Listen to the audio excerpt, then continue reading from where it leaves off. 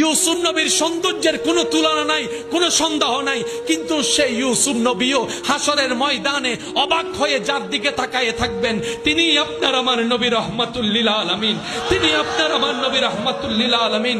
আল্লাহ ভালোবেসে কাউকে সফিউল্লাহ বলেছেন, কাউকে কালিমুল্লাহ বানিয়েছেন, কাউকে রুহুল্লাহ বানিয়েছেন, কাউকে খলিলুল্লাহ বানিয়েছেন, কাউকে জবিহুল্লাহ বানিয়েছেন, কিন্তু আপনার আমার নবীকে রব্বুল আলামিন নিজেই হাবিবুল্লাহ বানিয়েছেন, হাবিবুল্লাহ বানিয়েছেন।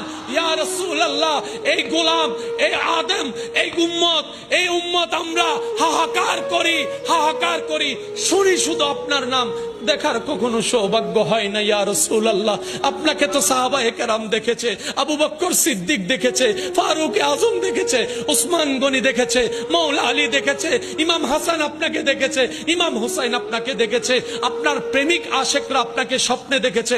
আমরা সেই রকম প্রেমিক এখন হতে পারি না। ইয়া রাসূলুল্লাহ, ইয়া রাসূলুল্লাহ, আপনার রবের সাদকায় আপনার কাছে আমাদের চাওয়া, ইয়া রাসূলুল্লাহ, জীবনে একবার হলো আমাদেরকে স্বপ্নের মধ্যে দিদার দিয়ে দেন। ইয়া রাসূলুল্লাহ, জীবনে একবার হলো স্বপ্নে আপনার দিদার দিয়ে দেন। ইয়া রাসূলুল্লাহ, ইয়া রাসূলুল্লাহ, আপনাকে যদি এই উম্মতেরা একবার স্বপ্ন দেখি, আমাদের জীবনের সমস্ত চাওয়া পূরণ হয়ে যাবে। সুবহানাল্লাহ।